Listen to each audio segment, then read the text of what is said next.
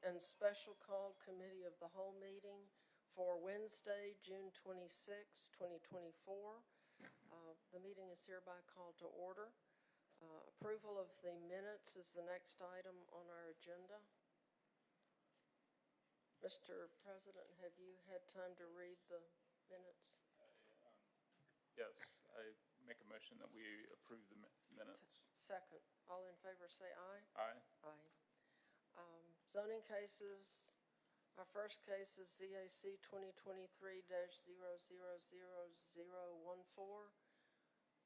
Who is our presenter?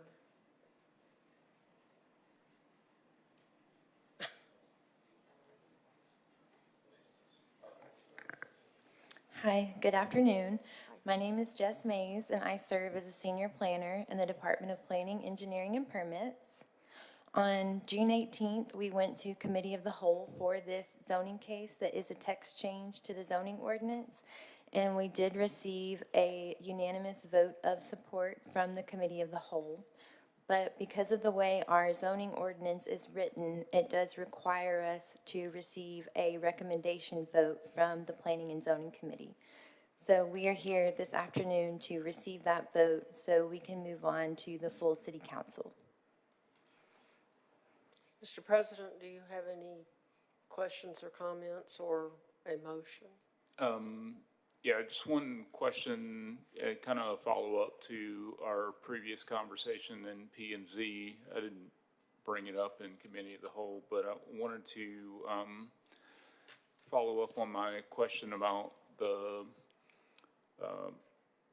live work, and there's certain allowed uses, bakery, retail, urban grocery, personal care services, restaurant, and retail. So, there was some question. I mean, those are pretty broad categories, and there's, some things that folks might consider personal care services that they don't necessarily want next door in a residential area. So I wanted to hear if you guys had any additional thoughts on that, or. We have not singled out any uses from personal care, but if you would like us to remove personal care, we can do that. But as far as breaking off like separate personal care uses, we wouldn't be able to do that because then it can get arbitrary and capricious, but we can remove the use altogether. That might be wise, and then come back and look at it again if people want to do personal care. Right. I mean, so if we remove it, and can somebody appeal, or, is there a process to grant an exception? So if we remove personal care uses, urban neighborhood goes through, it gets rezoned. If someone in urban neighborhood wanted to do personal care services, is there a process? Right. No, there's not a process for an appeal, and we don't grant use variances, so they would have to just rezone the property to a zoning classification that allows personal care services.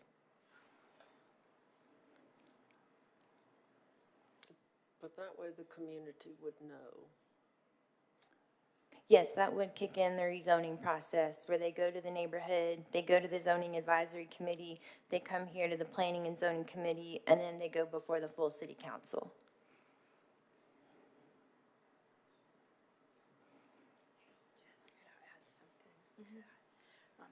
So, Councilor O'Quinn, before we would determine if it fell under the definition of personal care services, we would ask the owner or the applicant to submit to us a detailed description of their proposed operations, including everything that they will be doing or might do in the future.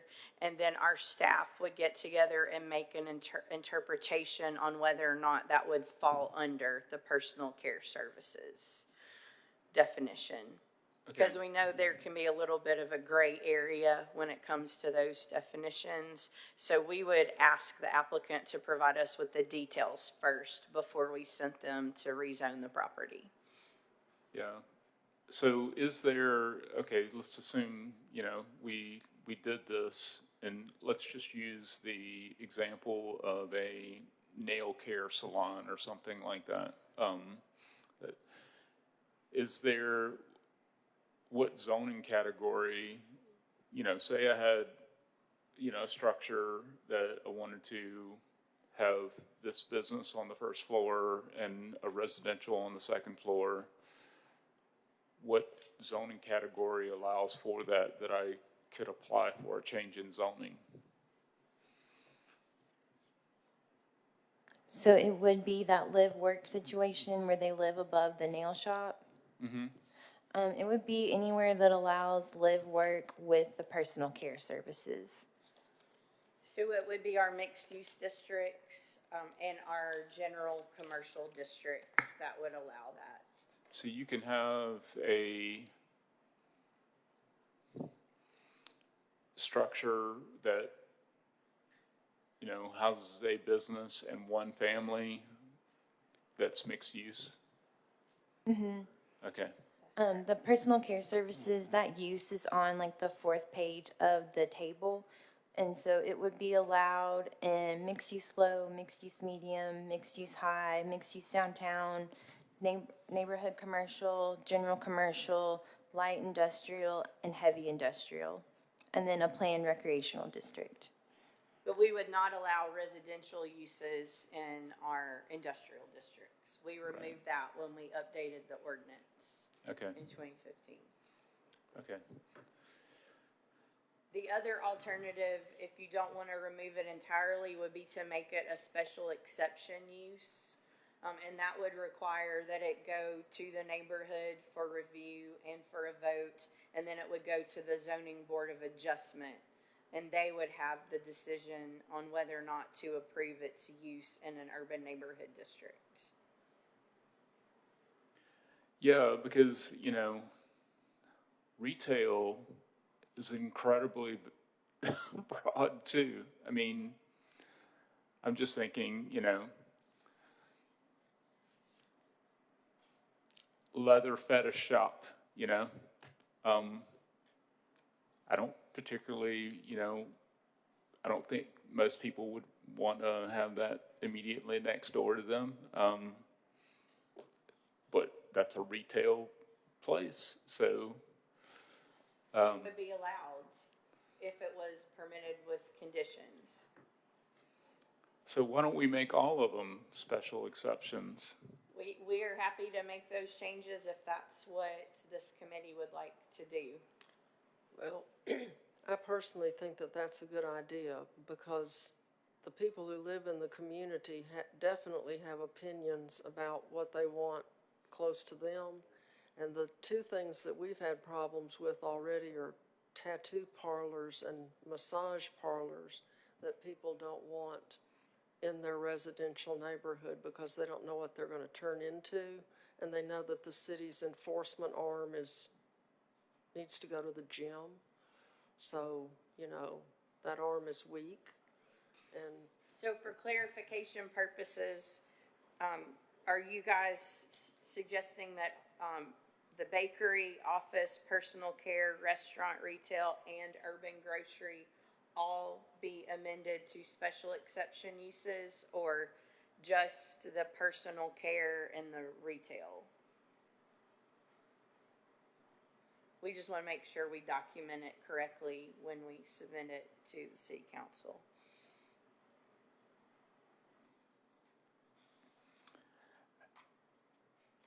I hesitate because I know it's a point of frustration for business owners when they're trying to get all of their stuff done, that they, have to, all of these different boxes they have to check in getting their businesses set up, having that extra hurdle of waiting until there's a neighborhood meeting available, for them to go and present before.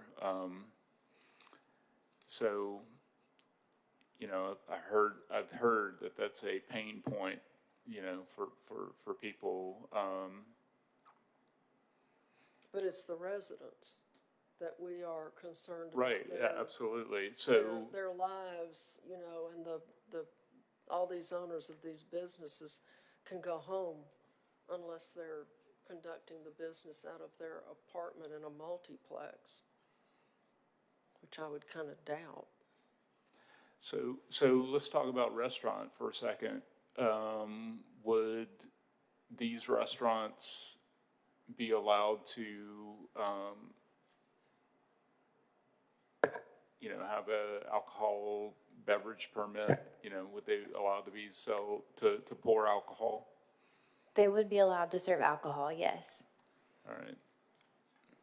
Yeah, I think we need to put all of them under special exception. Crew might move. Yeah. You want to do all restaurants under special exception? I think all the uses. All of them? Okay. And then did you still want us to keep the size restraints as part of the conditions as the special exception process?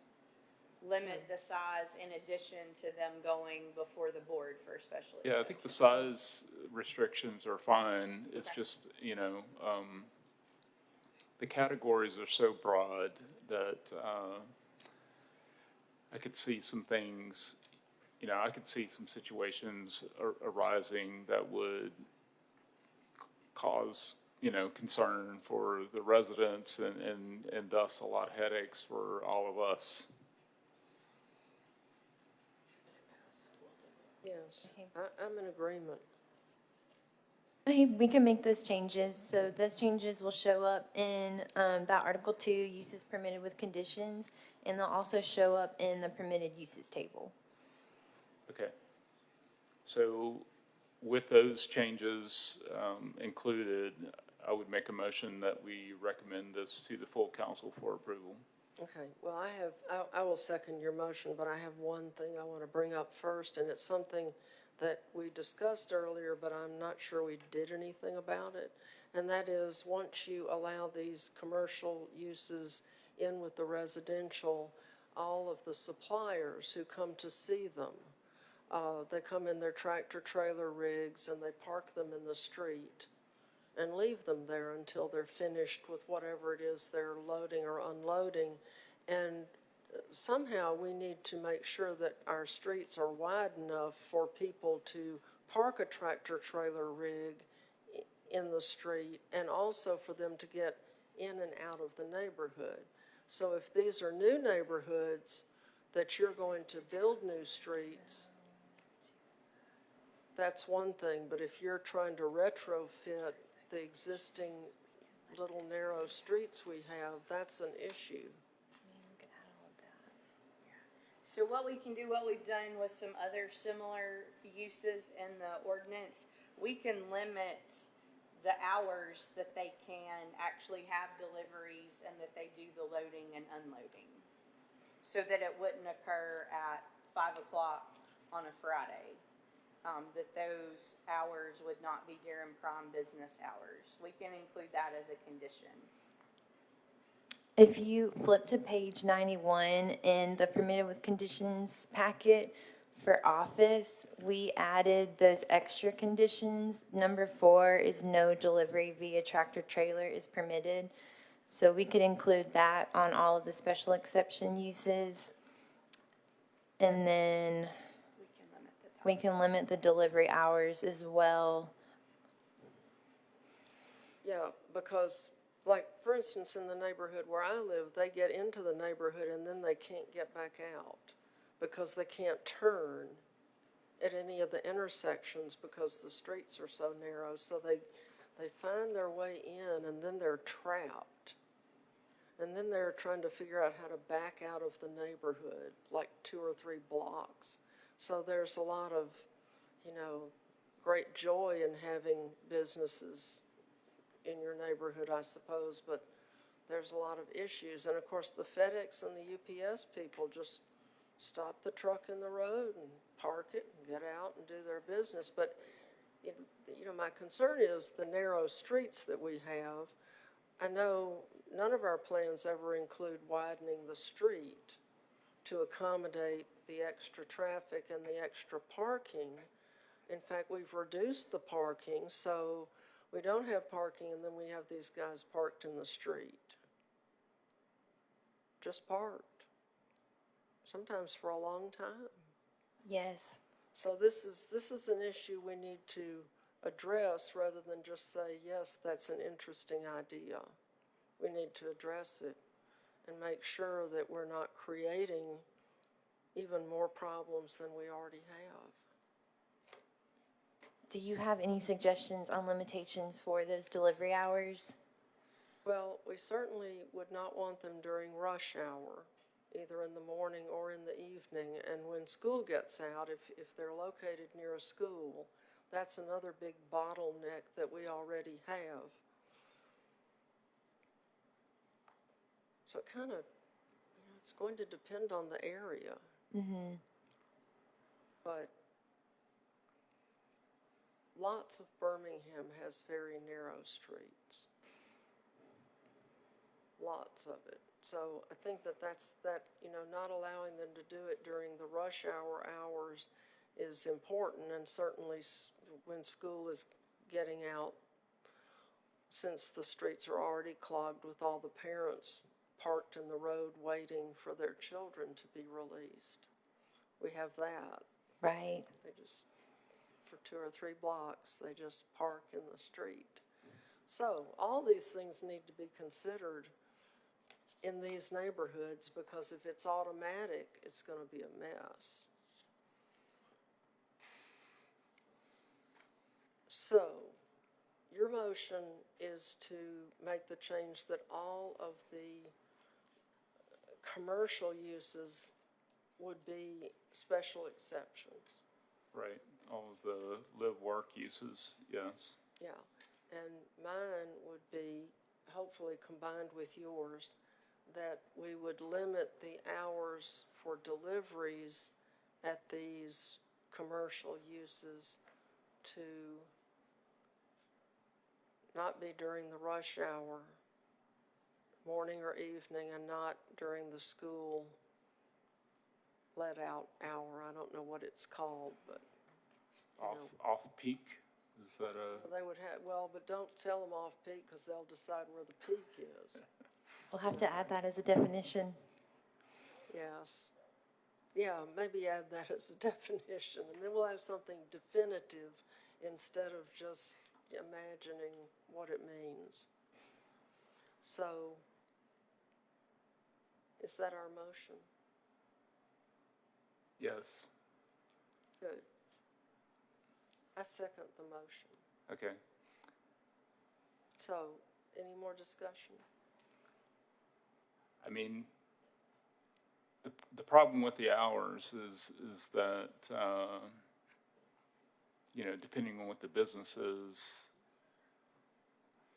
I mean, you have, I guess we're generally talking about a neighborhood here, so you have to assume that there's a lot of people in there who have, conventional work hours, 8 to 5, and, then also parents with children coming and going from school, so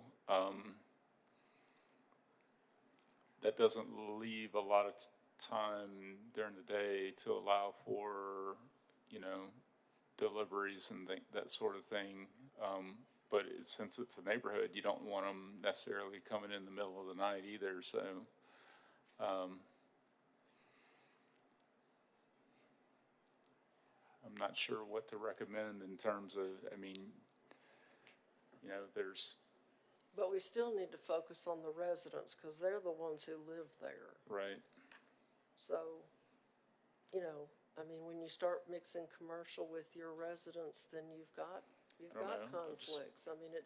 It's what the planners expect. They're not surprised by this. what about, okay, I'll just throw something out there, 9 a.m. to 2 p.m., I had written down 8 to 2. I think that's a good compromise. okay, Not 8. You think 9 to 2? 9 to 2, Okay, 9 to 2 it is. And that's just for these special urban neighborhoods. It's not for the whole city. It's just for. Right, just where for the special uses in urban neighborhood that are going to require a special exception, not the whole city. Yeah, that would be a mess. Okay. So are you ready? Yes, ma'am. Okay, all in favor say aye. Aye. Aye. So, there we go. Thank you. Thank you. Now we are to item ZAC 2024-00002. All right, for the record, Christian Togmus, ZAC Planner. This is case ZAC 2024-2, Robinson Drive rezoning in the Roebuck neighborhood. The applicant and the owner is Carl Christian, and they're requesting to change the zone district boundaries from D2, which is single-family district, to C2, general commercial district, in order to allow for the use of a funeral home. The property is located at 331 Robinson Drive in Council District Number 2. The subject property includes 3 parcels containing 0.9 acres. The surrounding zoning is all D2, which again, that's a single-family district. The applicant is requesting to rezone 3 parcels containing 0.9 acres to allow for the use of a funeral home to conduct funeral services that include cremations. However, all crematory services will be contracted out and not performed on site at the church.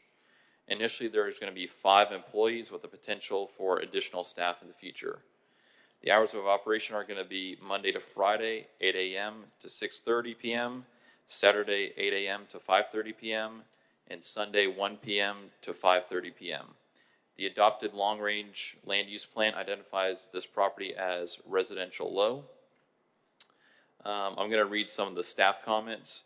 So for zoning, if approved, the following Q conditions are recommended to be permitted by right, permitted with conditions, or by special exception, as determined by the permitted use table found in the City of Birmingham zoning ordinance. So the first one is, these are the uses: a funeral home, a family day / night care home, accessory child care center, columbarium, mausoleum, a park greenway, place of worship, public building, elementary / middle school, high school, bed and breakfast inn, historic, farmer's market, mobile grocery store, community garden, market stand, solar panel building mounted. And number 2, if approved, the applicant must provide a landscape plan that meets the requirements of the City of Birmingham zoning ordinance, landscaping, buffering, and screening.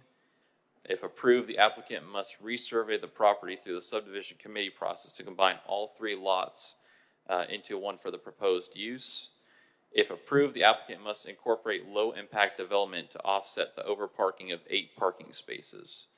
And this next is from the landscape review. So since the applicant is applying for a change in use, the zoning, the property is required to come into compliance with that chapter 6 of the zoning ordinance, landscaping.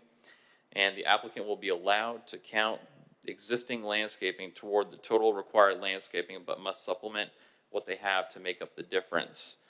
And a landscaping plan with plant species size, placement, and quantity must be provided and approved by the city landscape architect. And stormwater, due to the excess of the parking spaces, they would like to see the low impact development incorporated around the property, such as rain gardens, rain barrels, permeable pavers, etc. BDOT does not have any comments, and the neighborhood met on June 3rd, and they voted 23 votes to support, 3 to abstain, with the following conditions. Remove the Q condition that requires the evergreen buffers. Remove the Q condition that does not allow a restaurant or coffee shop. And 3, add a Q condition stating that hours shall not end later than 8 p.m. And at ZAC, it met on June 18th, and they voted to approve, 4 votes to approve, 0 votes to deny, with all the Q conditions that were stated earlier.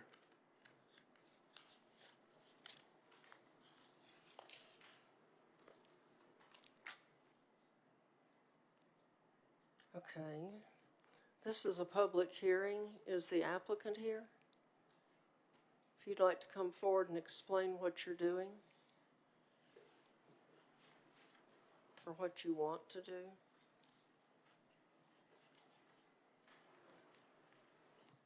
Good evening. My name is Carl Christian. I am the owner of the property that's in question here, 331 Robeson Drive. I'm a realtor, licensed realtor, have been for the past 33 years.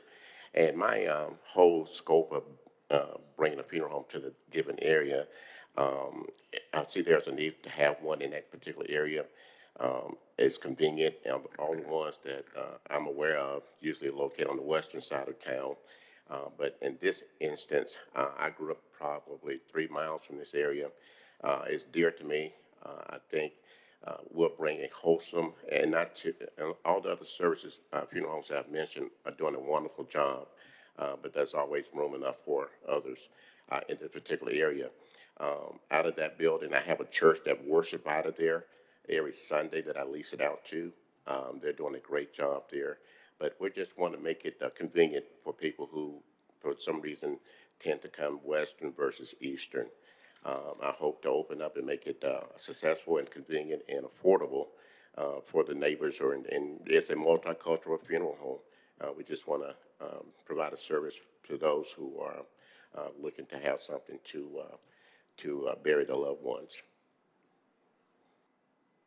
Okay.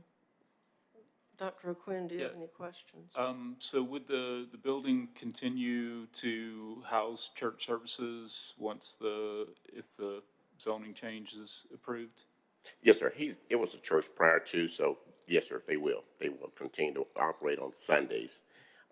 Their church, a small church, about 60 members or so. They're growing. I just want to give them an outlet to have their services. They were meeting, I think, in a storefront somewhere, but I offered that because it gives more of a church feel in the church setting for them. Okay. So it would continue to function as a church on Sundays, but other days of the week there would be funeral Yes, sir. services? That's correct.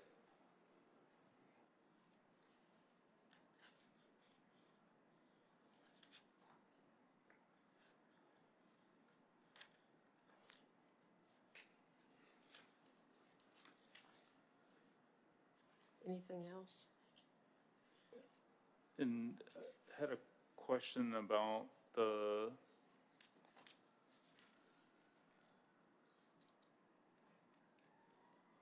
there was some recommendation that said something about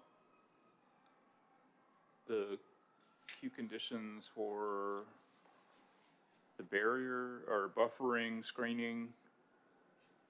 To be removed? Yeah, I thought I heard him I say thought I that. heard that too. Who's asking for the buffering and screening requirements to be removed? Yeah, that was from another case. I accidentally mentioned those for this case. So there's no queue conditions about the evergreen buffers or in the restaurant, coffee shop. Yeah, those do not apply to this. Yeah, the evergreen buffers, the hours, and a restaurant, coffee shop, those don't apply. Well, thank goodness. I was wondering what kind of funeral home this was. You won't have to worry about the dead. They're not going to do anything. So would this change in zoning require some buffering to the adjacent residential properties? Yes, okay. Could you explain what that would look like?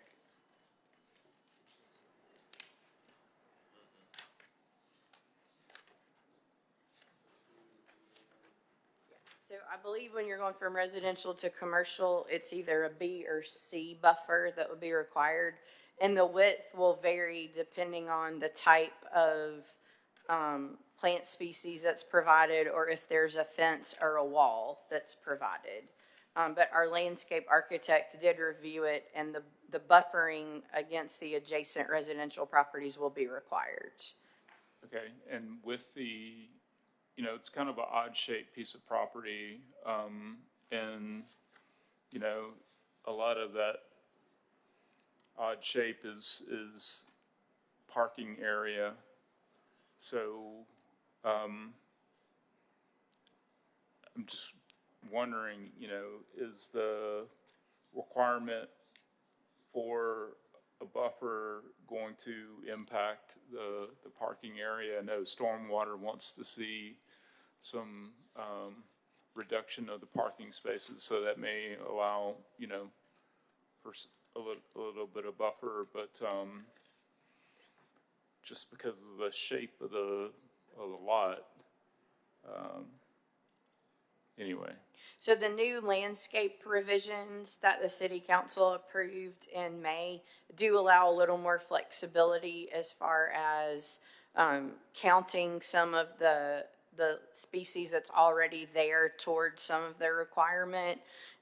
So when Mr. Christian actually provides our office with the landscaping plan, what's there and what's proposed, we'll be able to work with him on the additions that he needs to make to meet those requirements. But there will definitely be some additional landscaping required. Okay, And our stormwater division would very much like to see that in the form of some sort of bioretention or bioswales. okay, so my next concern would be queue conditions, because,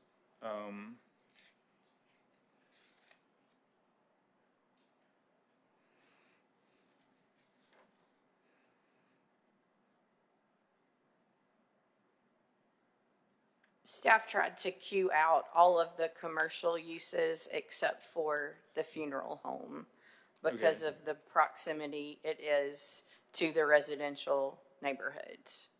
right, that's my concern, so, you know,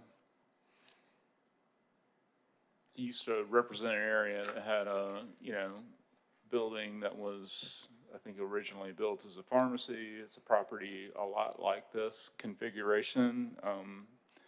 You know, now it's a nightclub, and, yeah, don't So- want, So the queue conditions that are listed in your packet, the uses, those are what would be allowed. So everything else, restaurant, tavern, nightclub, gas station, all of the other commercial C2 uses will not be permitted. We only listed the ones that would be allowed. Public building? We allow, well, public buildings are are allowed in all of our districts. Those are the ones where you put the drug rehab people? That would not be a public building. That would not meet the definition of a public building because it's not serving the public. So a public building would be a library, a community center, you know, city hall's a public building, those types of public buildings. The drug rehab centers would definitely not fall under the definition of a public building. It did when they moved in Glen Iris. I think it was the charitable institution, but the definitions are very clear. I can read you the public building definition if you'd like. Oh, please do. Let me find it. Because we thought it was libraries and fire stations and police stations and, Yeah, that's what it is. I'm not sure where the confusion was, but we've never considered drug rehab facilities to be public buildings. Not to my knowledge. So the official definition for a public building, any building accessible to the public and its operation is funded from public sources. okay, drug rehab qualifies. That's why y'all let them in Glen Iris. We want to make sure that doesn't happen to anyone else. Right, so. So let's just take public building. That's out. fine. That would be fine with us. Cross right through it, because if they get government money, then they will get approved. But there are many more questions. I think I'm good. Anything else? Okay, well, my concern is that this is a spot zoning in the middle of a residential neighborhood. So, a D2 residential neighborhood. This is a commercial zone being plopped in the middle of a single-family residential neighborhood. If I interject, President Abbott. Yeah, please. In this, my property, prior to me purchasing it, my due diligence was when my findings saw that it was C1 already. However, when I brought it down to zoning, it showed differently, but it's always been a church. There's a church across the street that has a daycare. It operates on a commercial guidance, whatever special exemption is given. However, the Birmingham Police Department East Precinct is just 2 blocks down behind my building. There's a service station just 2 blocks down my building. The Walmart Supercenter is just 2 blocks from my building. So it's not isolated that it sticks out like a sore thumb within that given area. I mean, it has accommodating commercial entities that supports where I am. So it's not like it's just a little house or a little building on the prairie just stuck in the middle of nowhere. It has other abutting businesses that support that. Then there's an office building. In addition to that, across from the police precinct, East Precinct, that's an office retail building. So I'm right there 2 blocks, less than 2 blocks away. Yeah, but you're in the middle of a single-family residential neighborhood that has commercial 2 blocks away. I wouldn't, well, if you look at it I from mean, my, if we look at that, at your theory, we would just allow commercial any place because there's some other commercial somewhere close by. just 2 blocks away, walking distance. You can see from my building where the buildings I just mentioned. But it's not, as I see your vantage point, but it's not one that sticks out like a sore thumb. It blends in with the given community. It can almost be mixed use, if you want to use it for lack of a better term. It's right there, which will serve a great purpose for the given community. Okay, and so looking at your layout here, if you have a funeral and let's say 200 cars show up for the person's funeral, where will the excess parking be? Will it be on the neighborhood streets surrounding the funeral home, or will you have busing or something like that? No, to ma'am, get- not at all. Clearly, the neighbor across the street, which is another church, Pastor Agape Church, which is Pastor Eric Harris's church, good friend, he's allowed us to use his parking facility. They have adequate parking. My facility allows for at least 50 plus parking spots. And then, of course, the Birmingham Police Department, they've been generous enough to allow us, if need be, 2 rows that they don't use on any given moment that we could use as well. So we've never had a problem when there's been a large church gathering or any kind of large meetings. For the most part, it's been fully accommodated. I think that's what one of the neighbors had a concern with, and I thought we addressed that last week when we met. But clearly, we have more than enough parking space, adequate parking space, that will support the parking if there ever were an issue.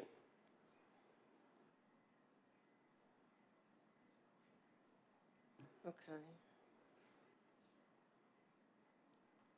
Okay, so the part of the building where the funeral home would be, is it the entire building? I know you said there was a church meeting there that would continue to meet there, so, No, ma'am. There's a chapel in the midst of it, and behind the chapel itself, that's where the viewing rooms are, as well as the morgue itself.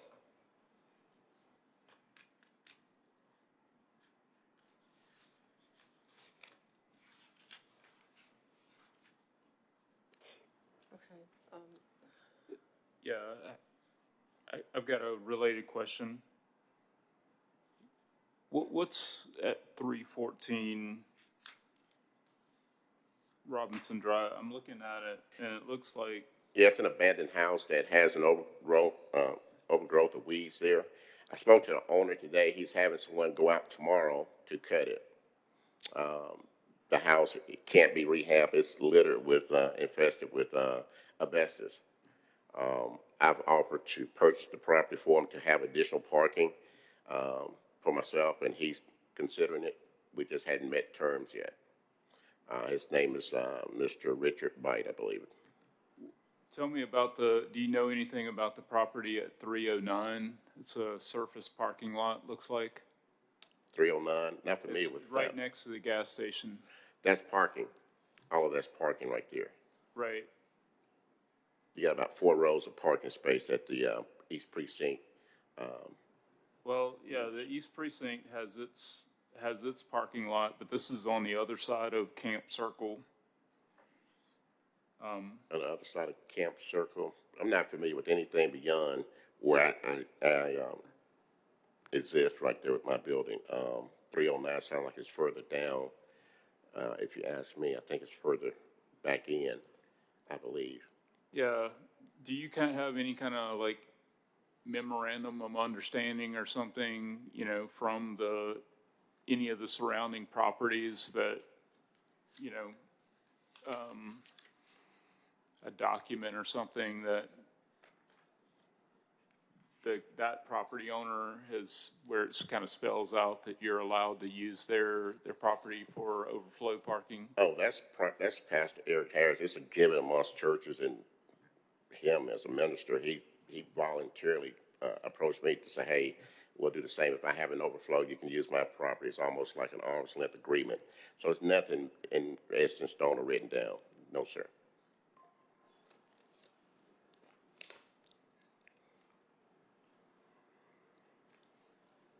Anything else? This is a question for staff. The adopted long-range land use plan identifies this property as residential low. How long ago was that designation placed on this property?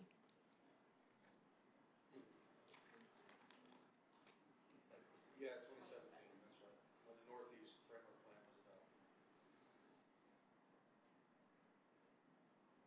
And the purpose of the long-range land use plan is to guide future development. That's correct. Yes, ma'am. Okay. Counselor Oakland, to your question about the parking, overflow parking would not be allowed on any of those lots that are zoned residential. So that would not be an allowed use. A standalone parking lot is not an allowed use in a residentially zoned district. Well, 309 definitely looks like a parking lot. Yeah, we can have our enforcement team check on that. And even if the property adjacent to this one was resurveyed, then he would have to go to the zoning board of adjustment for a variance if he was gonna go over his parking requirement. Because with the new parking changes that were adopted, we have a maximum requirement now, not just a minimum and a maximum. So we don't allow you to overpark a site.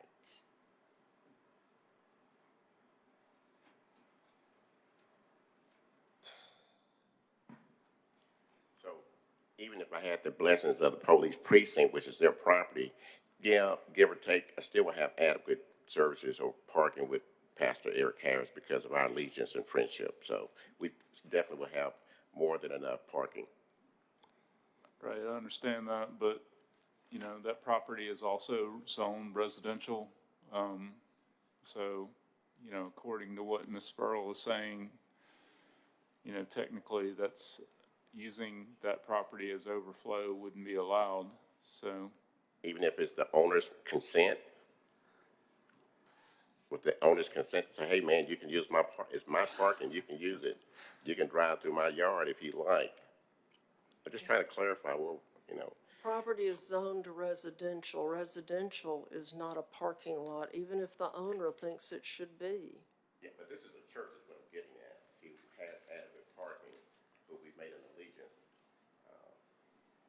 to accommodate each other, because he may have some overflow from his church services as well as myself. But it had, from what I've experienced with 1 or 2 funerals that the church has had there really hasn't been much of an overflow per se.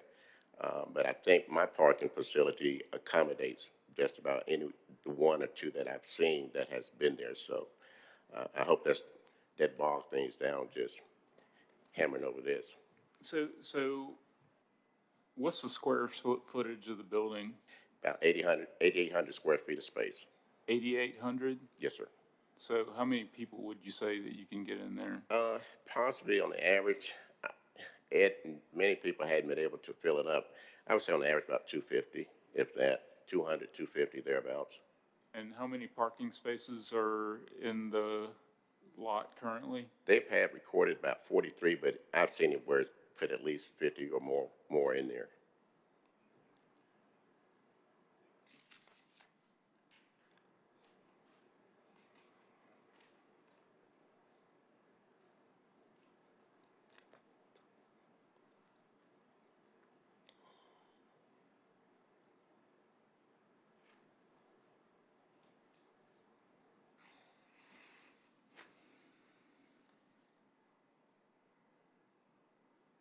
And let me just add this too. Most of the times, you will not have funerals at my facility. Most of the times, it's just viewing. And most of the times, most funerals will have them at the other individuals' churches. So it's not just funerals there. It's just for individuals who don't, or by chance, have a particular designated church home, lack of a better word, that they are having an allegiance to. So most of the time, most funerals are held at other churches or other deceased families' request to have it at their given church where they were born and raised or grew up in.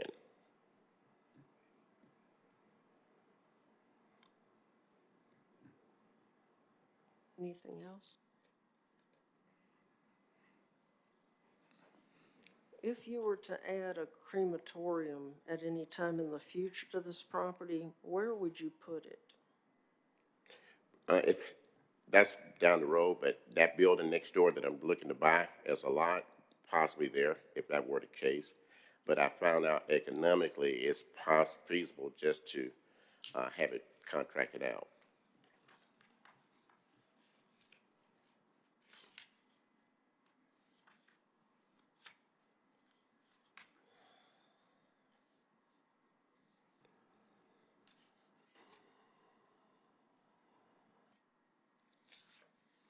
Mr. President, do you have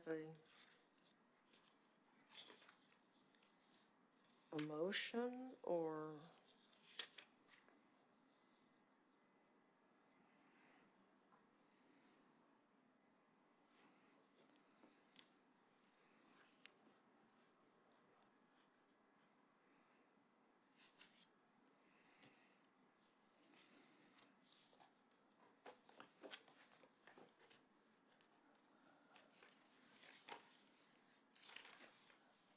I'm just reflecting, it's definitely a transitional area,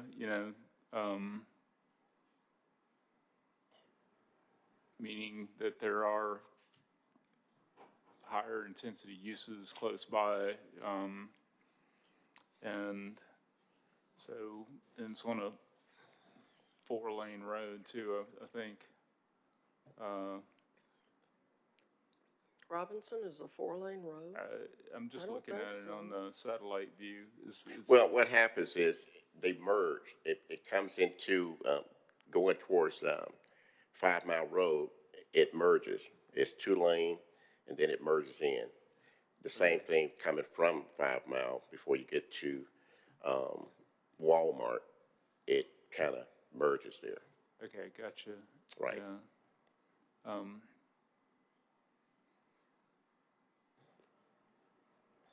I mean, also the fact that the majority of the neighborhood residents at the neighborhood meeting supported it. I'm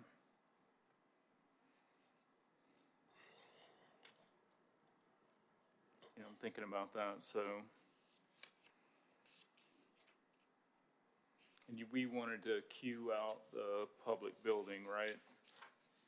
For Yeah, sure. I think regardless of whether we recommend this or not, it needs to be queued out because we know what can happen.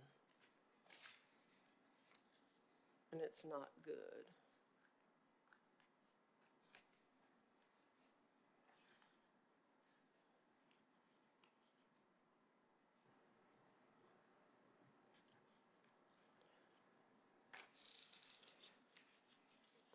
So does I did wonder, usually we have a recommendation from staff.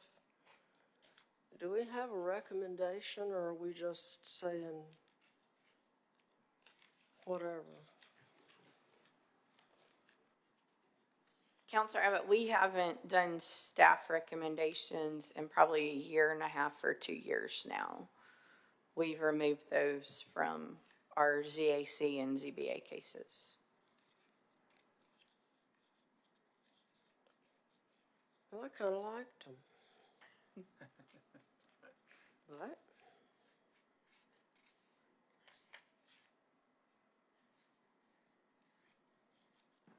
yeah, this is a tough one because it's definitely a spot zoning. It doesn't take a rocket scientist to figure that out, especially on this yellow drawing. A spot is a spot.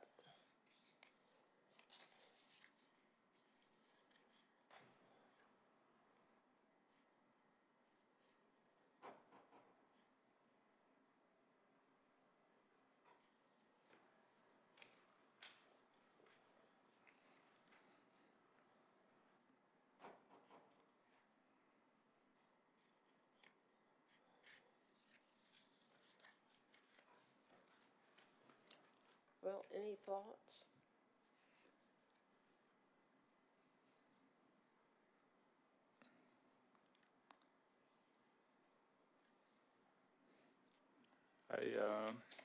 I mean, other than getting feedback from Counselor Woods, I mean, I think that's it's a in, thought.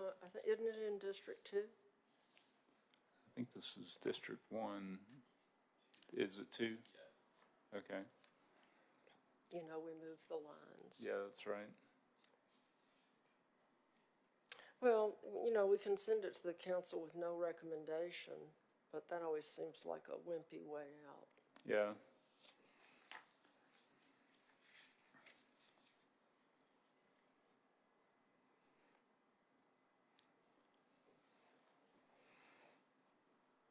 I would definitely have a harder time with it if,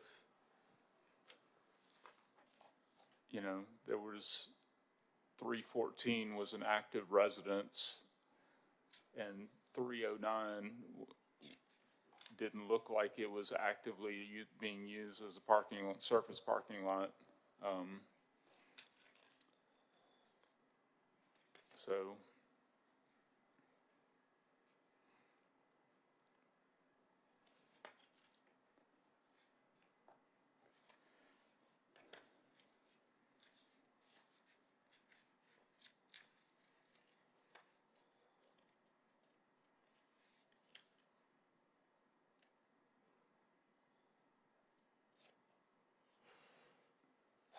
I think if we do this, you know, or if the council approves it,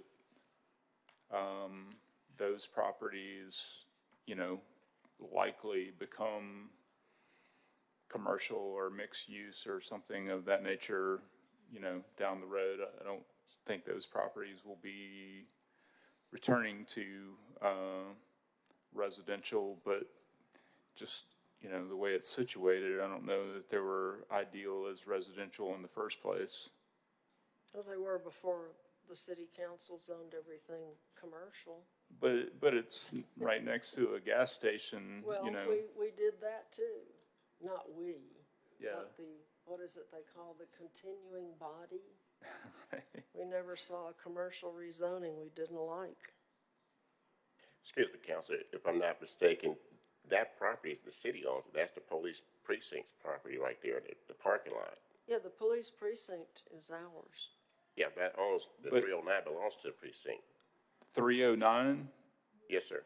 If it's the one next to the service station you're making reference to, the parking, that belongs to the East Precinct Police Department. Can Little with police staff cars. confirm that? Is that our property? I will look it up for you. Yeah, I go back by there every day. They park there. Yeah. Well, and it used to be the telephone company before it was the police. Yeah, you guys own that.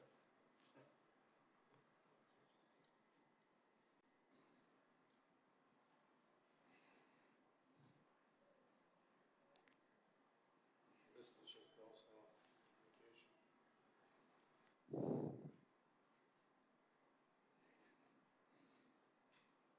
looks like the precinct is mixed-use low.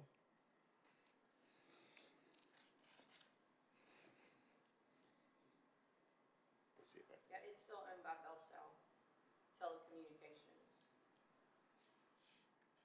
We must rent it. We have some, I'm guessing there's some sort of agreement for us to use it.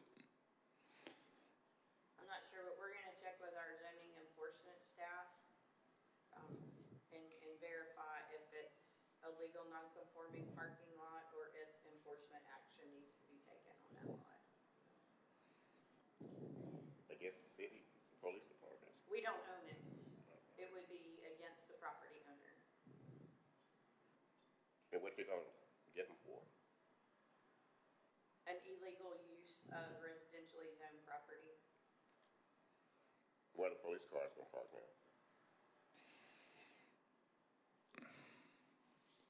Well, they're in charge of enforcement, and we all know about that.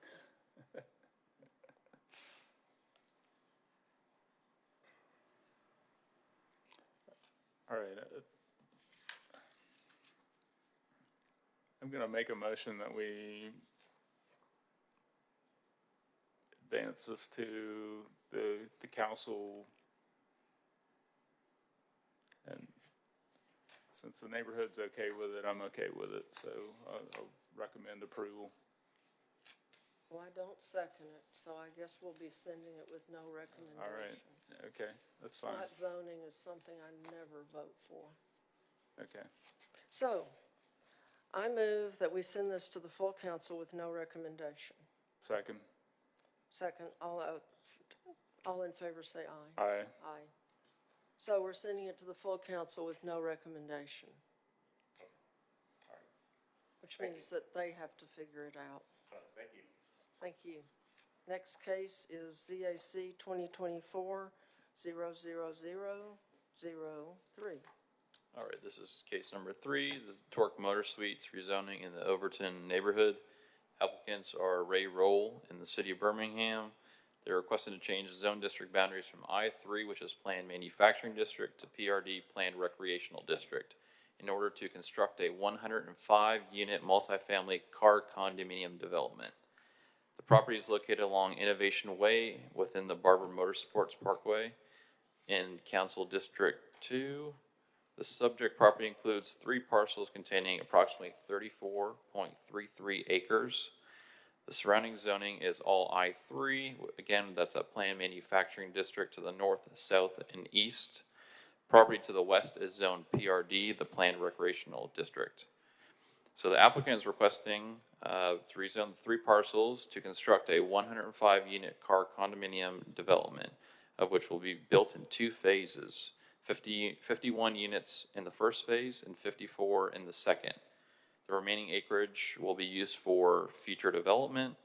The car condominiums are customizable and will start at 1,200 square feet, and each unit will include a 400 square foot mezzanine level and a first floor half bathrooms. These motor suites are an alternative to traditional vehicle storage and are customizable to the customer's needs and tastes. The adopted long-range land use plan identifies the properties as general commercial and industrial. According to the site plan, the proposed development meets the minimum requirements for the PRD and acreage, the building height, setbacks, etc. And the staff comments, so for zoning, a resurvey of the property has already been approved by the subdivision committee. Case number 2024-18. The city's landscape architect reviewed the site plan and provided the following comments. They would like to see 1 tree per 40 feet of street frontage, and that is required. 1 tree per 8 parking spaces are required. The existing wooded area behind the property shall remain undisturbed. And prior to applying for permits, they have to provide the city's landscape architect with a list of the intended species. Stormwater has provided the following comments. Civil construction permit is required. Soil erosion and sediment control permit is required. A pre-concept meeting is required with the city of Birmingham's planning, engineering, and permits. And a copy of the ADEM permit must be provided to the stormwater department. Post-construction runoff shall not exceed pre-construction runoff for the 1, 2, 10, and 25-year storm events. and compliance with the City of Birmingham's post-construction stormwater ordinance is required. BDOT would like to see the construction of sidewalk along Innovation Way, and driveway sidewalk permits will be required for both the driveway entrance and the proposed sidewalk. They went to the Overton neighborhood on June 4th, and they voted to support the rezoning request, 6 votes to support, 0 to not support. And they went to ZAC on June 18th, and they voted to approve the request, 4 votes to approve, 0 votes to deny. Thank you. Is the applicant here?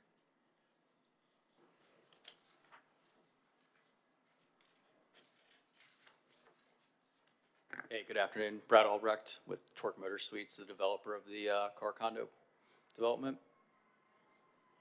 Brett, can you say your last name again? Albrecht, Albrecht. Thank you. Yep. Okay, tell us about this. This is interesting. Yeah, so these are car storage units. They're individually developed, privately owned, 1,200 square feet, 30 feet wide, 40 feet deep. And, you know, the reason that we selected this parcel is its proximity to Barber Motorsports, and we're really feeding off the energy and growth and popularity of that museum and the racetrack. There's a need for folks to store their cars near the racetrack. We're getting interest not only locally and regionally, but nationally for people that come into Barber multiple times a year and have to bring their cars down on trailers. This would give them an area to store it year-round. Again, these are privately owned, low intensity. We don't see this being visited every day by each user. It will be their storage mechanism when bringing their cars to Barber Motorsports. Any questions?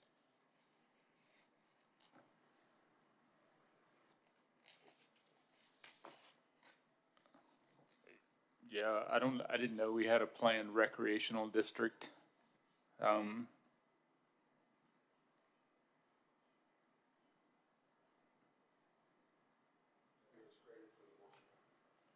Say again? It was created for the horse track when it was. Okay. And all of Barber is owned PRD.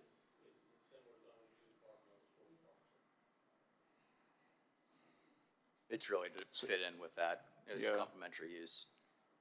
So why planned recreational district and not commercial district for storage?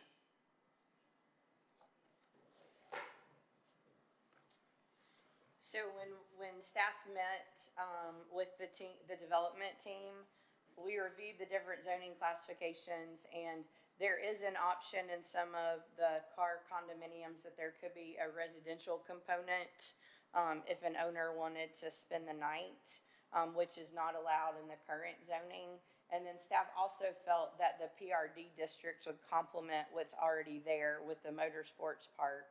And then it would also give them the opportunity, if they ever wanted to redevelop the additional acreage on the site, they wouldn't have to come back and rezone to PRD if it was a commercial zoning. Okay, yeah, that makes sense. Yeah, and it makes sense that, you know, I could see how this would be when there's events at Barber, you know, rather than having, you know, your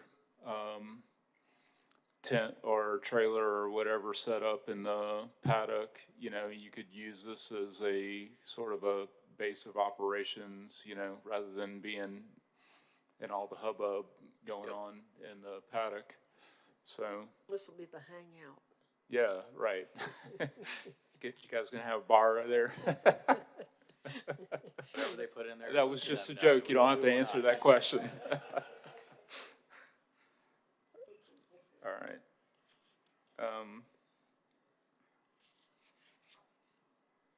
Do you guys have, yeah, here we go. This is what I was looking for.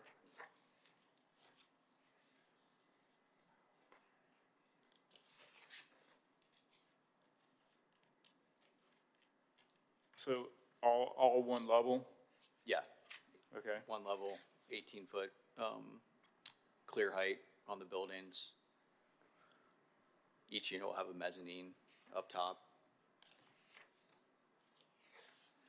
The cars will be stored underneath it. Did stormwater staff have any recommendations as to control runoff or anything like that?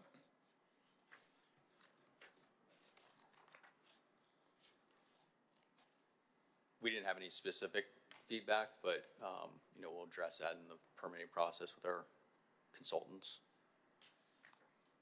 Yeah, basically their comments are mainly all the permits and things that are required to develop the property, probably by anybody. Right, right. Yeah, we view those as, you know, fairly standard comments that we'll obviously comply with. So for this, you know, we had kind of envisioned when we had initially did the planning for this piece of property, it was that manufacturing district. We wanted to have like high-tech, you know, sort of automotive related stuff there. Are we gonna treat the entire area as a, you know, I'm thinking about stormwater. Does each individual property owner, developer have to deal with their own stormwater, or are we kind of dealing with it as a, like a subdivision? Sure. From the city's perspective, I think some of this area is transitioning out of the planned manufacturing district into uses that will complement what's already there with the motorsports park. And so our stormwater team, this is kind of the start of that transition. So I'm sure they're gonna look at all of the proposed, developments as they come holistically, but they will look at this at a pre-concept meeting on an individual basis. But since it is on a street that's already there, they will make sure if, you know, for future developments, that everything is interconnected. Yeah, and the reason why I ask is that, you know, for the sake of the developers, it would be better to have some sort of shared plan for stormwater runoff. We do. So we have Okay, speak in the microphone, please. I'm Christian, I'm with US Steel. So we have common area detention ponds that are intended to collect the stormwater from the individual lots. So that acreage out there is 101 acres, plus or minus. This is a approximately 9 to 10 acre development. The other additional that's PRD, is for the benefit of the Southern Museum of Flight Site, which had never been rezoned. But our intent has always been to collect that stormwater in the common areas. Okay, All right. thanks.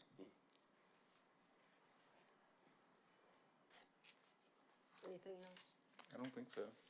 So in these units, there'll be rental, No, these are, they'll be owned privately they'll be owned, by so it'll be a individuals. condo. So it says it's multiple family.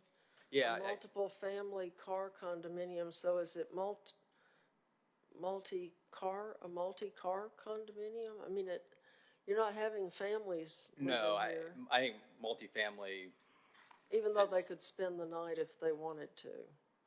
so it'll be governed by the owners association. It'll be definitely limited to short-term stay. This will not be full-time residential. It's not gonna be set up for full-time residential. It'll be, you know, a night or two on the weekends is what we envision, but that'll be governed by an owners association. There'll be documents to govern that, among other things. Okay, so once they own this unit, they can do with it as they please, or will you have rules? There'll be restrictions within the owners Like association, covenants? which will form, yeah, governance. There'll be quiet hours, there'll be limits on how many nights they can stay there, all those types of things. And how many cars can you fit in one of those units? If you really want to max it out for storage, you could probably fit 6 in there. People put in lifts. Most people like it as, you know, an area where they can kind of sit and hang out. So there's 2 to 3 in most units. Well, you know, my feeling is it's kind of cool. We don't have anything like this in Birmingham, and it's just like we don't have a downtown RV park. You know, there are lots of opportunities for things we had never heard of before. I haven't ever heard of one of these, so I thought it was kind of interesting. And since it's going to be near the Museum of Flight, we already seem to be getting away from any kind of manufacturing or anything in that office park. Not that we couldn't, but so. This is sort of a, just off the top of my head question, but what about like RVs? You know, some of these RVs are pretty high-end vehicles. Yep. I could see somebody wanting this type of accommodation, you know, to, Yeah, so we're developing these in other areas. It depends really what area you're in. In Cincinnati, we're developing one. It's in a more suburban location, not affiliated to any racetrack. I envision more RVs will be there. Here, I don't see that. You would have to buy 2 units and knock out a wall to fit an RV in there comfortably, which would be, you know, I think probably a hassle that someone wouldn't want to go through. okay, yeah, all right. That answers my question. Yep. Anything else? I think so. Do you have a motion? Yeah, so I'll make a motion that we send this to the council with a recommendation for approval. Second. Any other discussion? Nope. All in favor say aye. Aye? Aye. So we'll send it to the full council with our recommendation for approval. Great, thank you both. Thank you. Our next item is ZAC 2024-00-004. Yes, this is number 4. This is the Zayden rezoning in the Glen Iris neighborhood. The applicant is Judy Zayden. They're requesting to change the zone district boundaries from QB1, which is a neighborhood business district, to QB1 neighborhood business district, to remove and add Q conditions from a previously approved rezoning case, case ZAC 2007-7. Property is located at 2101 Green Springs Highway in Council District 3. The subject property consists of one parcel containing 4.68 acres. The surrounding zoning is CR5, which is the multiple dwelling district to the north, R3, which is a single-family district to the south. Again, CR5, multiple dwelling district to the east, and B2, general business district to the west. Applicant is requesting to amend the Q conditions from a previously approved rezoning case, like I said, ZAC 2007-7, to remove the following conditions: buffers to contain evergreen plantings, the use of a restaurant or coffee shop, including the serving of food or beverages to patrons waiting in parked automobiles, and that the owner shall post a sign for parking only during business hours and to allow the ticketing of unauthorized vehicles. Applicant proposes to add the following allowed uses: a restaurant, a coffee shop, personal care services, retail, bakery, and place of worship. The adopted long-range land use plan identifies the property as residential low. And these are the staff comments. So zoning does not have any comments. Landscape, the City of Birmingham landscape architect would like to see no removal of current landscaping, and the applicant shall replace Bradford pear trees once removed due to the pruning for the power lines. Stormwater does not have any comments, along with BDOT, no comments. The neighborhood met on June 3rd, and they voted 23 votes to support, 3 votes to abstain for the following conditions: remove the Q condition that requires evergreen buffers, remove the Q condition that does not allow a restaurant or coffee shop, and 3, add a Q condition stating that hours shall not end later than 8 p.m. And they went to ZAC on June 18th, and they voted to approve the request. 4 votes to approve, 0 votes to deny, and they had the same Q conditions, but on the third one, add a Q condition stating that hours shall not end later 8 p.m. They revised this to state that these hours shall only apply to the restaurant use.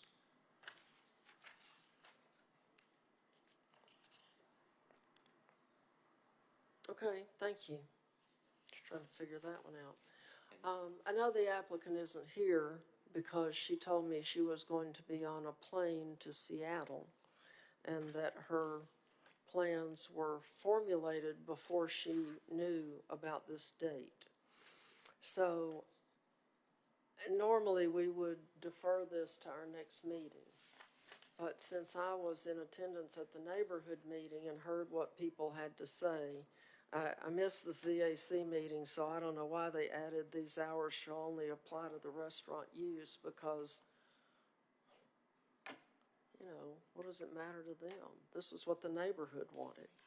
And this is in a residential neighborhood right across the street from the drug rehab, so they got to enjoy all of the amazing things that happened while that was there. Fortunately, it has left. But I told Ms. Zayden that I would just tell y'all that the neighborhood did vote to do this. She has a food truck that wants to use that building not as a restaurant, but I guess as a commissary. And that would be the zoning would be required in order for them to do that. So Right. The food truck operator actually came to our office for a business license. And we consider food trucks to be a similar use to a restaurant. yeah. And Miss Judy did explain that they do have some of the space in the building that will be leased out to the food truck operator. And there is a small chance that they could serve food if they needed to in that location, but the primary use inside the building would be for office and materials that are accessory to the food truck. Yeah, and the neighborhood was adamant about the hours simply because it is in the midst of a neighborhood. Right. And they didn't want anything going on in there that might disturb the neighborhood. So we've been disturbed enough recently. We're over that. So I was going to ask Dr. O'Quinn, do you think that it would be appropriate for us to go ahead and vote despite the absence of the applicant? Or do you want to defer it to our next meeting? No, I think it would be okay for us to go ahead and vote on it as long as you're comfortable doing that. Yeah, and Ms. Zayden does live in the neighborhood, and a lot of her family still lives in the neighborhood, so she's not going to want to hurt it. And if people have objections, they can come to the city council meeting and voice them there. Why is she seeking to have the buffer removed? Well, I think because it kept on dying.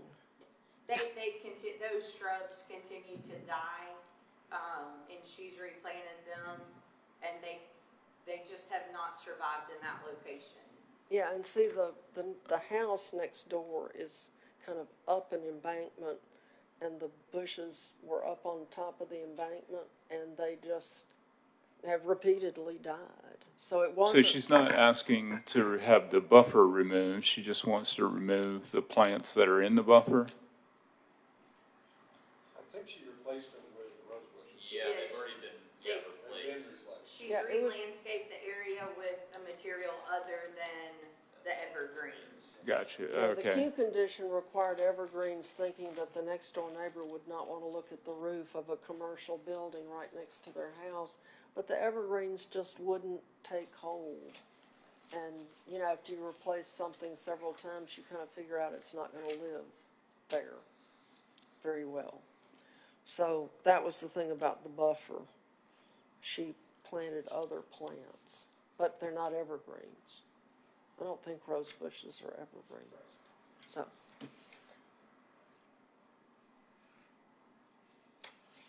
So would you like to make a motion? Or Yes, shall I? I make a motion that we recommend this to the full council for approval. I'll second that. All in favor say aye. Aye? Aye. So that passes. And that is the end of our agenda, which I have picked up I and, do have a couple of questions if we if you'll allow it. Oh, sure. I mean, old and new business. Do you have a question? Yes. Can y'all give us an update on what's going on with short-term rentals? Absolutely. So we're actually finalizing our draft with the city attorney's office, and the plan is to have the first ZAC public hearing on July 16th. Okay, It'll have to go through the normal rezoning process for the zoning changes. So after ZAC, the zoning portion would come to this committee, and then the city code alterations would go to public safety, to Counselor Tate's committee. okay. We've not sent out any notices yet. We're just confirming with OCA, so don't tell everyone yet to come on July 16th, but that is our target date to start the adoption process. Does it have to do the whole tour of committees and stuff, planning commission and all that kind of stuff? It won't have to go to the full planning commission. We'll do ZAC, and unless ZAC wants to refer it to the full planning commission. But the way the ordinance reads for text changes is ZAC to P&Z. But I imagine that P&Z and then possibly public safety. I talked with the city attorney's office. We might want to do a joint meeting or possibly a P&Z and committee of the whole. We'll get back with you guys once we get to that step to see exactly how you want to hold those meetings. Because it does need to go to several committees before it comes to the full council for a public hearing.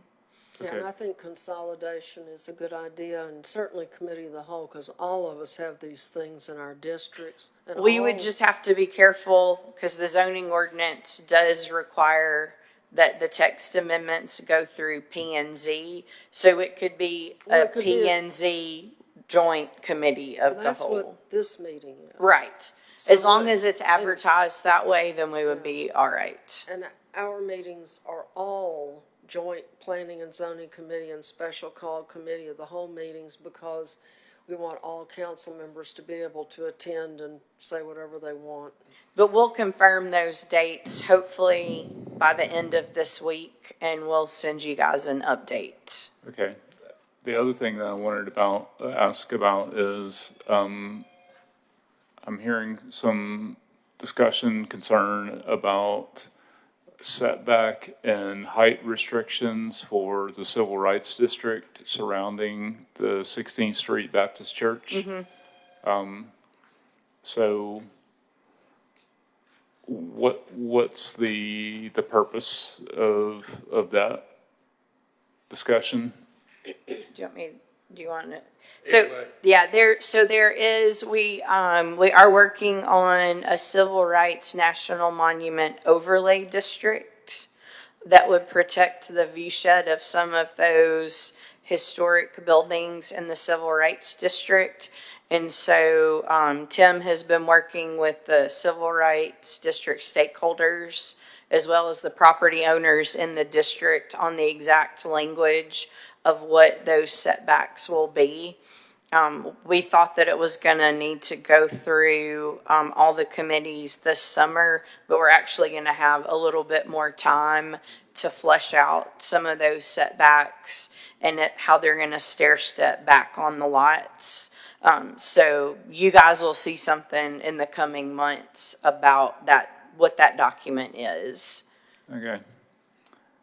Just some initial feedback from me. I don't understand the 25 feet with setback height restriction versus, the height allowed on the rest of the parcel. And then, the map that I saw, seems to be like a little too narrow in scope. So, you have a 80-foot height restriction, on a block adjacent to, a block that has, 18-story building. So, understand, the view shed concerns and, all of the concerns related to 16th Street Baptist Church and their application for UNESCO World Heritage Site designation. And, I think everyone would like to see that happen. But, that 25-foot setback and having a height restriction of 2 stories within that 25-foot setback, and then, allowing 45 feet on the, remaining portion of the property behind that, seems a little odd to me. And then, the other thing is 180-foot building, and then immediately adjacent to it, you're limiting them to 80 feet. So I just want to interject those 2 things while you guys are thinking about it. Yeah, I think all that's still Yeah, it's still being in fleshed play. out. Yeah, but the idea is that, you want to create so the World Heritage application requires a buffer, for the 6th Street Baptist Church and Bethel Baptist Church. And so, how do you accomplish that? How do you maintain some kind of prominence of the church in the district? If it were surrounded by 150-foot buildings, which today it could be, today the zoning would allow you to build 250-foot buildings. Right next to the church on all 3 sides. Yep. And so would that be a good thing, for the church and its prominence and its, being able to be seen and kind of visible in the district? And so that's the idea, is that, because, folks were talking about, oh, we need, it needs to have the same kind of historic, character architecturally and, building wise, from the time of its prominence, So if you were to say, 1960 or 65, that area, most of it was single family, buildings at 28 feet. And so, we can't limit it to that, and so that's what we're trying to figure out, a way to, strike a balance, and so the concept came up. We looked at the Alamo in San Antonio, Texas, their World Heritage, one of the few cultural World Heritage sites in America. I think there's only like 3 or 4, University of Virginia, the Alamo, and I forget, there's only like 2 others, Monticello, Jefferson's Home, and there may be one other. All the rest of them are natural, national parks, that kind of thing. Yeah. So anyway, we looked at the Alamo, and one of the concepts they have in their ordinance, there's actually a brass plate in the ground. And if you stand on that point, you have to be able to see the Alamo in your view, in the camera, and a view shed or the viewfinder of a camera, at a certain height. And that's when I thought, oh, well, then let's create view sheds along the right-of-ways, and so from these points, you'll be able to see the church prominently. And so if buildings were built to the edge of the street, even at the same height of the church, you wouldn't be able to see it from those sites. And so that's where we came up with this concept, this little setback, where the buildings, you can still have a building there, but, so the church, the top of the cupola is 61 feet, and that's where we came up with the 45 feet on the blocks around. So that you have about 20% advantage on height. And then, like I say, so, immediately around the church, I think is probably the most important thing. And I think one of the other things we probably will change based on our discussions with the parties, the stakeholder groups, is we'll probably only include the view sheds on 16th Street and 6th Avenue in the future. Because really, the World Heritage application is really just about 16th Street Baptist Church and Bethel Baptist Church. So there are other monument sites in the district, A.G. Gaston Motel, the other sites, the Colored Masonic Temple, but really the focus is 16th Street Baptist Church. Yeah. So, okay. Did you get to see the drawings? There are some drawings that actually show. I saw the little handout. Okay, yeah. So I think there's some additional drawings that might help frame it better, because it's hard to imagine in your head. Yeah, we did some renderings. Yeah, some renderings, I think, Okay. that you guys will eventually get a copy of, that will help you kind of grasp what it could possibly look like, the development on that street. But that's what we're trying to do, is strike a balance between, satisfying World Heritage and still allowing, projects to pencil out. So community engagement that you've done is, I would assume, initial community engagement just to gather some feedback. That's right. But there would actually be some notification process for the property owners that would have to go out at some point, right?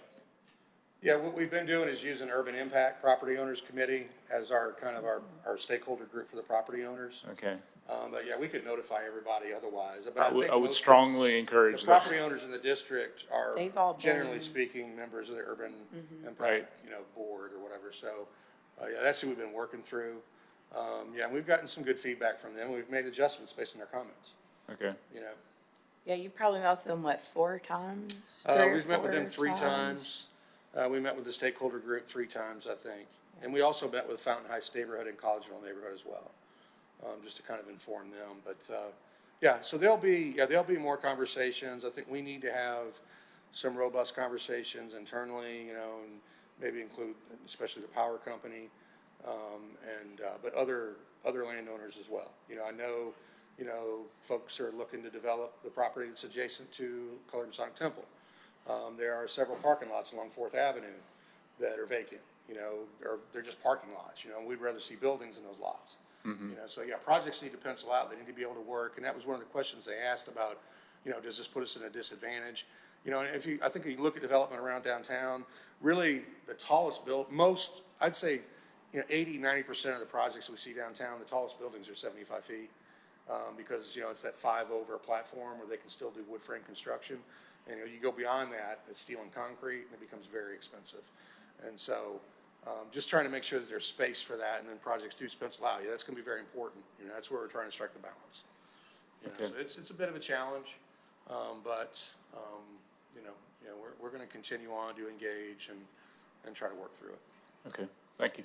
So how does this fit in with the city center master plan for that area? Because Well, it's I interesting, because we did sort of contemplate that as part of the city center master plan, because that is one of the strategic opportunity areas that's identified. And so, and that's the other side of it, that we recognize, the plan recognizes that in order to have critical mass in a location, you have to have people living there. You've got to have a certain amount of density to support any kind of retail at the ground floor.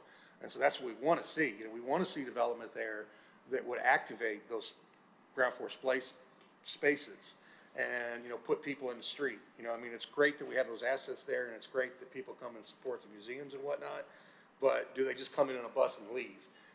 Or is it an active place, a 24/7 place? And so that's what we really want to see is, residential development there. And in order to do that, you have to go up. And so. Yeah, my recollection, and I haven't looked at the plan in a while, was that it was, for retail on the ground floor, and then there were 4 or 5 stories of residential on top of that. That's right. That's what the plan shows. And that was But to we did populate contemplate the area. the adjacency to 16th Street Baptist Church. And that same concept is in the plan about that setback on the initial, portion of a lot, where you said to create those view sheds. So that was in the city center master plan as well. That was a concern at the time. And so. We even bought property. We have some property that we bought nearby that was to get control of a whole block front. Of course, now we've got people trying to sell a piece of it out of the I hear you. middle. Does anybody ever consult planning when they come up with these ideas? You talk about selling that particular piece of property? Yeah, because that's right in the middle of a block that we actually purchased. We assembled property so that something A larger project. positive fill that could whole happen piece up, there, yeah. And particularly residential, I believe. Yeah, That's what the yeah. urban renewal plan talks about, is they really want to see residential in that district to kind of activate the space. Yeah. I think the city center master plan says it takes 2,000 units of residential to support 1 block of retail. So, that's pretty significant. I think the city center master plan showed that, over 10 years, the downtown could absorb some 4,500 units of residential, and they programmed 850 of it in the strategic opportunity area that includes the civil rights district. So, Councilor Abbott, I'm really glad that you asked about that because I just haven't thought of it recently, but one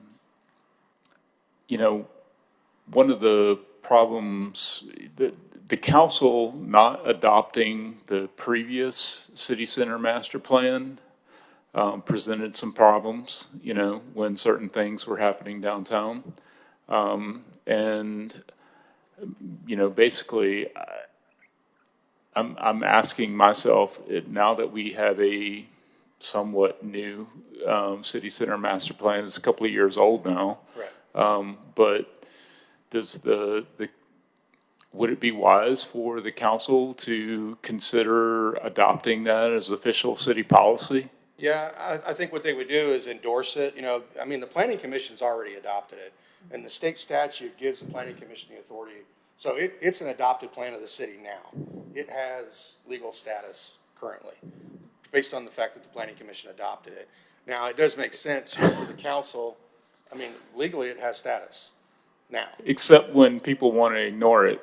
Well, that could happen regardless, but it does, I think it is a valuable point that, because all the framework plans, the comp plan, all those things, we bring it to the council for an endorsement.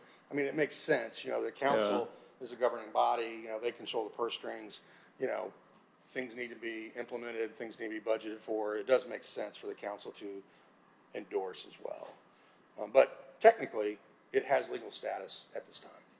Yeah, that's I mean, I would be interested in having that deliberation with the council, so whatever I need to do to help advance that, Yeah.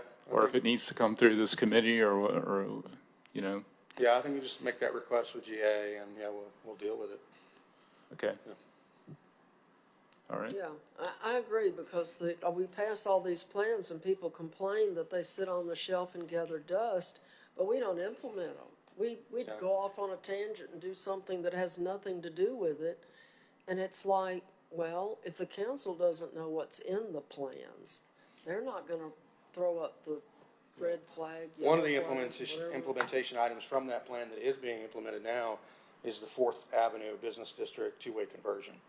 You know, that is in the plan, that's being implemented Yeah, at this but I'm point in just time. saying, the general plan, No, I understand. after a few years go by, and people come and people go, Mm-hmm. and nobody knows what's in the plan, and they just forget about it, and then the plan doesn't get implemented, and the plans have good ideas in them. I mean, there are things we Sure. should do, That's right. but sometimes it kind of looks like we're asleep at the switch, that we don't know what we've passed. And of course, when you have elected officials, they come popping in and, you know, they don't know anything when they get here unless they've been involved in some particular initiative. So, you know, there's a lot of education that has to go on, or all our plans will be sitting gathering dust on the shelf, and we'll make jokes about them until we want to spend $850,000 on a new plan from a new consultant, which then can go and sit on the shelf and gather its own layer of dust. So, you know, we just need to pay attention to what our plans are and look at them and see if they still are quality plans, and then move on. But, you know, my thought with the proposal to sell a piece of property in the middle of property that we assembled was, hey, does anybody know we have a plan? I know there's at least one other counselor that is very interested in the council making an endorsement of the city center master plan, so. I mean, we should do it. We should have already done it, All right. truthfully. Yes, and on that note, is anyone ready to adjourn? Motion to Can I ask adjourn? a quick question? Sure. Sure. Have y'all received any, applications for ZBA and Planning Commission? Or do we need to? We've got, I think it's either 2 or 3 for planning Okay. commission. I'll have to ask, Dr. Lee if we. But you are getting some? Yeah, Okay. we're working on it. Okay, I was gonna say, if you I needed announce us the to reach opening. I out to announce some the folks. openings every week at the council Right. meeting, but for some reason, you know, people, well, they may be distracted by other things, you know, they're not coming to Let be. us, tell Dr. Lee to get in touch with us. We'll be happy if we need to send out to recruit some folks who might be interested to Yeah. let our folks know. Because it's definitely nice to have people with a background that fits in with what they're going to be doing, so it's not like just deer in headlights. What is this, you know? And we just want to get them filled so we can get a quorum for our meetings. Well, yeah, and we want to get people committed Who will show are up? willing to come. Right. And make it a priority, kind of like council meetings, kind of like committee meetings. You know, you want people that make it a commitment. I asked for this job, by golly, I'm gonna do it, you know? And everybody has things that happen to them, but we've got to have people that are committed because the quorum thing is just big. Big. Yeah, but to your comment on the profession, the different professions, I think from what we think, that kind of what we're missing right now is like planner type, or maybe historic preservation type, or maybe even, I think we don't, I don't think we have an engineer type right now, but somebody from that kind of community, I think is what we're missing right now. Send me an email and remind me of that, Okay, if you're allowed to. yeah, we can do that. Or have someone else do it if you're not allowed to. So, do we have a motion? Yes, motion to adjourn. Second, all in favor say aye. Aye. Thank you. Y'all have